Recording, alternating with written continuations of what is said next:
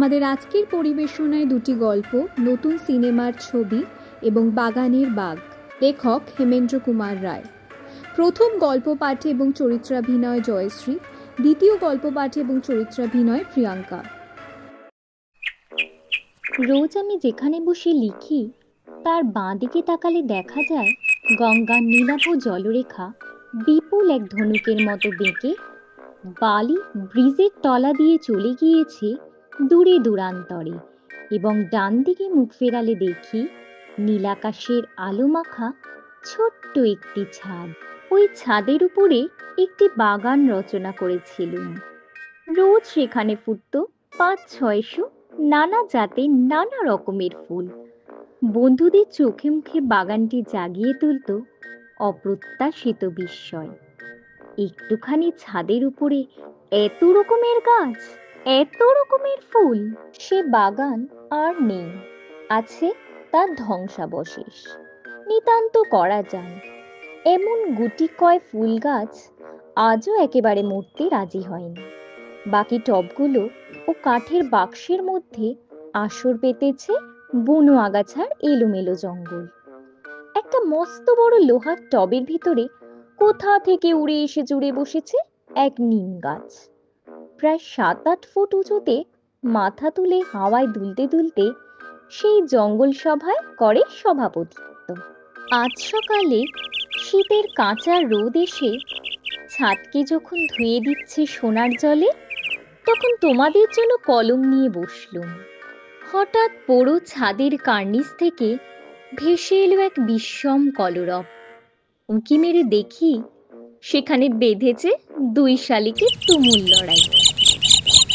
তারা প্রথমে ঘন ঘন মাটির দিকে মাথা নামিয়ে ঠিক যেন পরস্পরকে সেলাম করে, তারপর টপাটপ লাফ মারতে মারতে ও একে ঠুকরে বা আছড়ে দেওয়ার চেষ্টা করে। মাঝে মাঝে কি পাঁচ করে তারা পরস্পরের পা জড়িয়ে ধরে, পড়ে থাকে এভাবে, এবং থেকে থেকে পরস্পরকে ঠুকরে দেয়। একটা মেয়ে শালিক অনবরত চিৎকার করছে। মাঝে মাঝে ছাদের পাঁচিলে উঠে চারিদিকে তাকিয়ে দেখছে কোনো দিক থেকে নতুন কোনো বিপদ আসবার সম্ভাবনা আছে কিনা। মাঝে মাঝে আবার দুই যোদ্ধার কাছে নেমে এসে শালিক ভাষায় যা বলছে তার অর্থ হবে বোধহয় এই: না, পুরুষদের নিয়ে আর পারি না বাপু, খালি মারামারি, খালি ঝগড়াঝাঁটি, এ কি মুশকিলে পড়লুম গো। এদিকে এই লড়াইয়ের খবর রটে গিয়েছে দিকে দিকে। ঘটনাস্থলে নানান দর্শক এসে জুটতে লাগলো। ছাদের উপরে ছায়া ফেলে চক্র দিয়ে হেঁট মুখে ঘুরতে লাগলো ৪-৫টা শঙ্খচিল ও গোদাচিল। ৫-৭টা কাক কা কা করতে করতে ছাদের পাঁচিলে এসে পড়ল। তাদের উত্তেজিত ভাবভঙ্গি দেখলে সন্দেহ হয় তারা যেন শালিক যোদ্ধাদের উপরে গুন্ডামি করতে চায়। যদিও তারা অতখানি আর অগ্রসর হলো না, কেন তা জানি না। গঙ্গা তীরে খড়ু নৌকার উপর থেকে খবর পেয়ে উড়ে এলো এক ঝাঁক ফচকে চড়াই পাখি। তারা যোদ্ধাদের চারিপাশে নেচে নেচে বেড়ায় আর যেন কিচিরমিচির করে বলতে থাকে, নারদ নারদ, বাবা কি বাবা। ৩টি পায়রা লোহার রেলিং এর উপর ভিত স্তম্ভিতের মতন বসে দেখছে এই কুরুক্ষেত্রের কাণ্ড। একটা কাঠবিড়ালিও শীষ দিতে দিতে ছুটে এলো। তার আগ্রহ আবার সব থেকে বেশি। সে সুসুর করে যোদ্ধাদের খুব কাছে এগিয়ে গেল। অমনি যদি শালিকটা চট করে তার সামনে এসে বললে, অর্থাৎ হাট যাও, নইলে মারলুম এই ঠোকর। কাঠবিড়ালি লেজ তুলে লোহার টবের উপরে লাফ মারলে।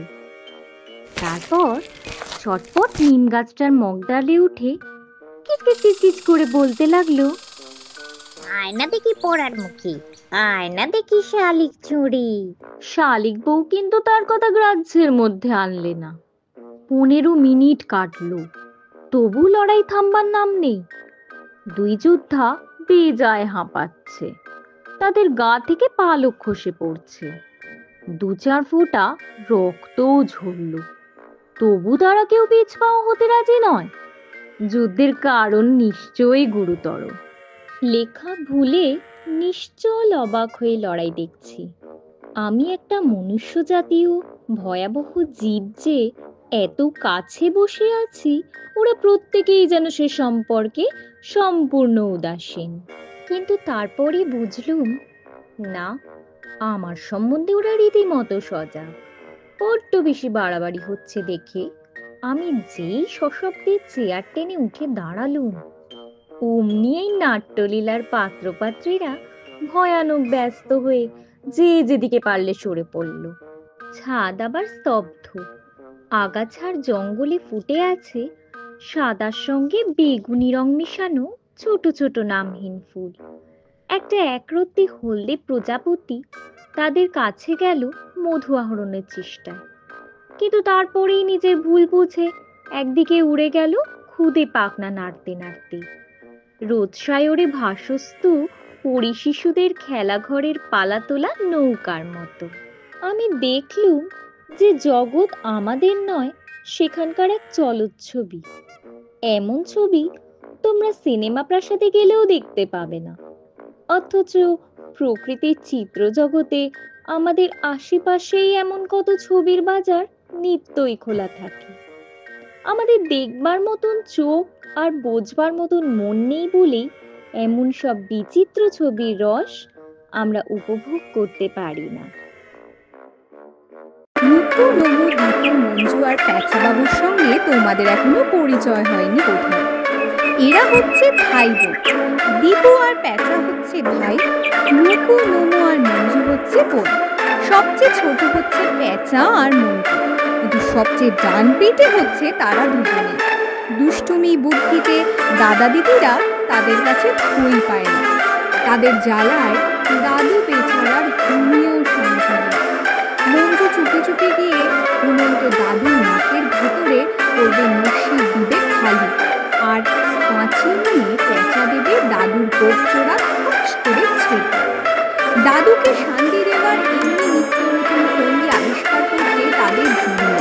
নিপু, নমু আর দীপু অতটা দুষ্টুমি করে না বটে, কিন্তু দাদু যখন ভয়ানক হাসতে হাসতে জেগে উঠে ঠোঁটে হাত দিয়ে শখের গোপচোরায় খুঁজে পান না, তখন তাদের একটুও দয়া হয় না।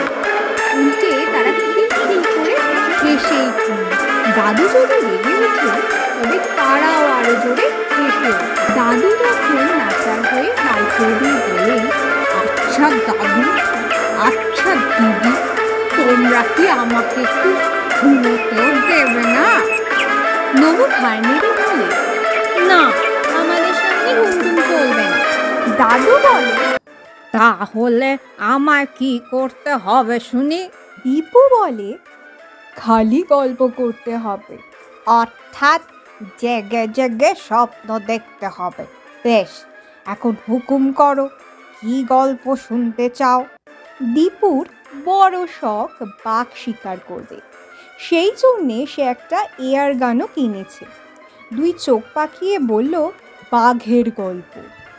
দাদু কোনো রকমে গোফের শোক সামলে বাঘের গল্প শুরু করলেন। নস্যি টিপে আর কাঁচি নিয়ে মঞ্জু আর প্যাঁচা চক্ষু লজ্জার খাতিরে ঘরের বাইরে পালিয়ে গিয়েছিল। গোফ ছাটা দাদু হাঁচি থামিয়ে গল্প শুরু করেছেন, শুনেই তাদের সমস্ত চক্ষু লজ্জা একেবারেই ছুটে গেল। গুটি গুটি ঘরে ঢুকে দাদুর পিছনে এসে ভিজে বিড়ালের মতো শান্তভাবে গল্প শুনতে বসল। দাদু সেই পুরনো বই কঙ্কাবতীর গল্প বলতে লাগলেন। বনের ভেতরে একরকম শিকড় পাওয়া যায়, যার গুণে মানুষ নাকি বাঘের রূপ ধারণ করতে পারে। বলা বাহুল্য, গল্পটা জমে উঠল রীতিমতো। গল্প শেষ হলে পর দীপু বললে, আচ্ছা দাদু, বাঘরা তো ঝোপে জঙ্গলে থাকে। তা নয় তো কি? প্যাঁচা বললে, আমাদের খিড়কির বাগানে তো অনেক ঝোপঝাপ আছে, সেখানে দিনের বেলায় রোজ আমরা খেলা করি, কিন্তু বাঘটাক তো দেখিনি দাদু। প্যাঁচাই যে তার গোজোড়াকে বলি দিয়েছে, দাদু এটা বুঝতে পেরেছিলেন। কাজেই তাকে ভয় দেখাবার জন্যে তিনি বললেন, দিনে ওখানে বাঘ থাকে না বটে, কিন্তু রোজ রাতে আসে। এবার দুষ্টুমি করলেই তোমাদের ধরে নিয়ে যাবে। পেঁচা হচ্ছে বিষম ছেলে, ভয় পাওয়ার পাত্রই নয়। বলল, ইস, গুলতি ছুঁড়ে বাঘের মাথা ফাটিয়ে দেব। দাদু ভয়ে ভয়ে বললেন, গুলতি ছুঁড়ে বাঘের মাথা ফাটাতে চাও, ফাটিও, কিন্তু দেখো ভাই, ও জিনিসটি দিয়ে বুড়ো দাদুর টাকের দিকে যেন টিপে করো না। সেই দিনই সন্ধ্যার আগে দাদা দিদিদের পরামর্শ সভার এক গোপনীয় অধিবেশন হলো। সভাপতি রূপে দীপুবাবু এই ছোট্ট বক্তৃতাটি দিলেন। দাদুর মুখে শোনা গেল, যেখানে জঙ্গল ঝোপঝাপ থাকে সেইখানেই রাতের বেলায় বাঘেরা বেড়াতে আসে। আমাদের বাড়ির পিছনের বাগানে ফুল গাছের চেয়ে ঝোপঝাপই বেশি। দিনের বেলায় আমরা সবাই সচক্ষে দেখেছি। আর ভেতরে গিরগিটি থাকে, বেজি থাকে, হেলে সাপ থাকে, ডাঁশ মশা থাকে। সুতরাং রাত্রিরে সেখানে বাঘেরাই বা আসবে না কেন? আমার এয়ার গান আছে, আর পেঁচার আছে গুলতি। আজ আমরা বাঘ শিকার করব। একখানা গিনি চকলেট চুষতে চুষতে মুকু বললে, কিন্তু দাদুর গল্পে শুনলি তো, সে বাঘ মানুষ বাঘও হতে পারে। দীপু বললে, তুমি আর হাসিও না দিদি, মানুষ কখনো বাঘ হতে পারে? ওসব হচ্ছে গল্পের কথা। নমু বললে, কিন্তু রাত্রিরে যে আমরা ঘুমিয়ে পড়ি। আজ আর কেউ ঘুমোবো না। বাবা মা ঘুমোলে আমরা পা টিপে টিপে ঘর থেকে পালিয়ে আসবো। কিন্তু দীপু, রাত্রিরে বাগানে বাঘ ছাড়া আরো কেউ কেউ তো বেড়াতে আসতে পারে। আবার কে আসবে? ভূত আর পেতনি। আমাদের দেখতে পেলে তারা কি বলবে? এইখানেই দীপু মস্ত ধাঁধায় পড়ে গেল। সে বাঘ শিকার করতে পারে, কিন্তু ভূত পেতনির সঙ্গে দেখা করতে রাজি নয়। বাপ রে, তাদের পায়ের গোড়ালি নাকি সামনের দিকে। যদি কঙ্কাবতীর ঘ্যাঘো, নাকেশ্বরী প্রভৃতির উদয় হয়, তবে তাদের সামলানো তো বড় চারটিখানিক কথা নয়। ভেবা চাকা খেয়ে দীপু মাথা চুলকোতে লাগলো। পেঁচা বললে, ভাবছিস কেন দাদা? বাগানে না গিয়েও তো বাঘ শিকার করা যায়। কেমন করে? বাগানের ওপরেই তো আমাদের হল ঘর। জানলার পাল্লাগুলো একটুখানি ফাঁক করে ভেজিয়ে রেখে আমরা লুকিয়ে বাগানের দিকে নজর রাখবো।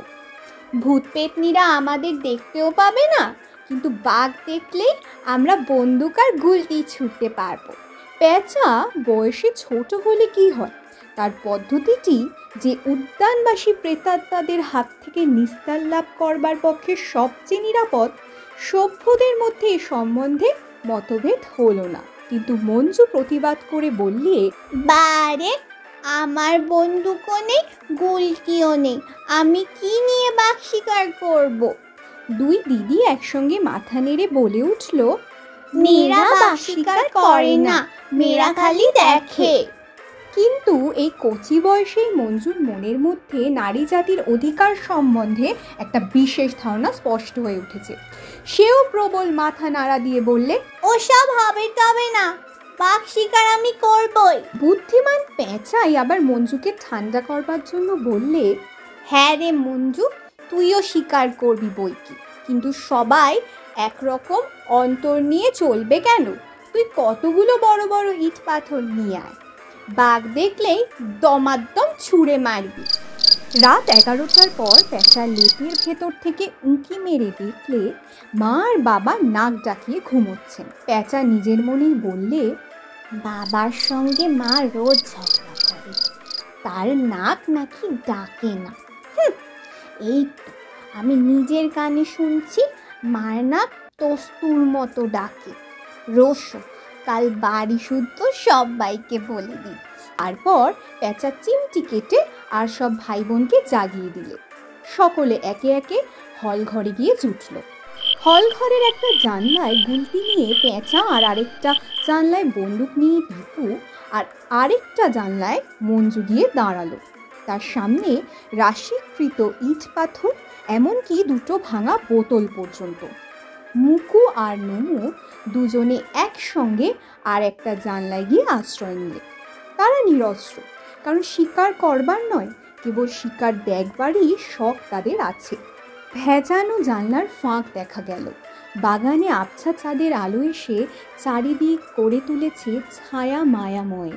কোনো জনপ্রাণী নেই। শব্দের মধ্যে শোনা যাচ্ছে কেবল গাছে গাছে বাতাসের কান্না আর ঝোপঝাপে ঝিঁঝিদের একঘেয়ে ডাক।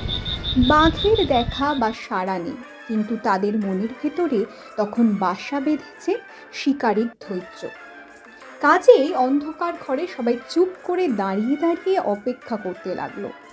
হলঘরের বড় ঘড়িতে যখন 12টা থেকে 2টো পর্যন্ত বেজে গেল এবং বাঘের আশায় তারা যখন দিয়েছে জলাঞ্জলি এবং নমু ও মুকু যখন দাঁড়িয়ে দাঁড়িয়েই চোখ মুদে ঘুমোবার চেষ্টা করছে, তখন প্যাঁচার মনে হলো ছায়ার মতন কি একটা বড় মূর্তি সাঁত করে এ ঝোপ থেকে ও ঝোপে ঢুকলো। দীপুও দেখছিল, মঞ্জুও দেখছিল। ঝোপ থেকে মূর্তিটা আবার যেই আত্মপ্রকাশ করলে, অমনি দীপু ছুড়লে হাওয়ায় বন্দুক, পেঁচা ছুড়লে গুলতি এবং মঞ্জু ছুড়লে ভাঙা বোতল। সঙ্গে সঙ্গে বিকট এক আর্তনাদ, বাপরে মারে মরে গেছি রে। এ যে মানুষের গলা, ও গো মাগো ভূত গো বলে চেঁচিয়ে এই নমু দিদি দিলে তীর বেগে সে ঘর থেকে চম্পট। দীপু দাদা শিকারের শখ উপে গেল। ঠকঠক করে কাঁপতে কাঁপতে তৎক্ষণাৎ সে বন্দুক ত্যাগ করলে। মুকু দিদির তো লেগে গেল দাঁত কপাটে। ভূতের জন্যে তারা কেউ প্রস্তুত ছিল না, কিন্তু পেঁচা ভয় কাকে বলে জানে না। মঞ্জুও তাই। পেঁচা বললে, মঞ্জু ছোড় ইট, আমি ছুরি গুলতি, ওটা মানুষ বাঘ, ওটাকে মেরে ওর কাছ থেকে শেকড় কেড়ে নিতে হবে। ঝোপের ওপরে ফটাফট গুলতির গুলি আর ধপাধপ ইট বৃষ্টি হতে লাগলো, কিন্তু বাঘের আর সাড়াই নেই। নমু যখন নিজেদের ঘরে ঢুকে বিছানার ওপরে ঝাঁপ খেয়েছে, তখন গোলমালে তার মা বাবার ঘুম ভেঙে গেছে। বাবা বিস্মিত স্বরে জিজ্ঞাসা করলেন, কি রে নমু, কি হয়েছে? ও বাবা, বাগানে একটা ভয়ানক ভূত এসেছে। বলেই সে সোজা লেপের ভেতরে ঢুকে গেল, কারণ সে জানতো লেপের ভেতরে একবার ঢুকতে পারলে আর ভূতের ভয় থাকে না। নমুর বাবা লাঠি নিয়ে তখনই বাগানে ছুটলেন। বাগানের ঝোপের ভেতরে পাওয়া গেল একটা হতভাগ্য চোরের অচেতন দেহ। তার রগে লেগেছিল গুলতির গুলি। তার দেহ ইট আর ভাঙা বোতলের চোটে রক্তাক্ত। কি অশুভক্ষণেই সে আজ এ বাড়িতে চুরি করতে ঢুকেছিল। তার অবস্থা দেখে তাকে থানায় না পাঠিয়ে হাসপাতালেই পাঠানো হলো। কিন্তু দাদুর অবিচারটা দেখো, কোথায় এসব বীর নারী ও বীর পুরুষকে অভিনন্দন দেবেন, তা তিনি কিনা ফস করে বলে বসলেন, আজকেও সর্বনেশেদের এয়ারগান আর গুলতি কেড়ে নিয়ে নিরস্ত্র করা হোক। আমার গোফ ওরা কেটে নিয়েছে, এইবারে ওদের নজর পড়বে আমার টাকের ওপর। দাদুর সন্দেহ সত্য কি না জানি না, কিন্তু মুকু, নমু, দীপু, পেঁচা আর মঞ্জুকে তোমরা চিনে রাখো, কারণ ভবিষ্যতে ওদের সঙ্গে তোমাদের আবার দেখা হলেও হতে পারে।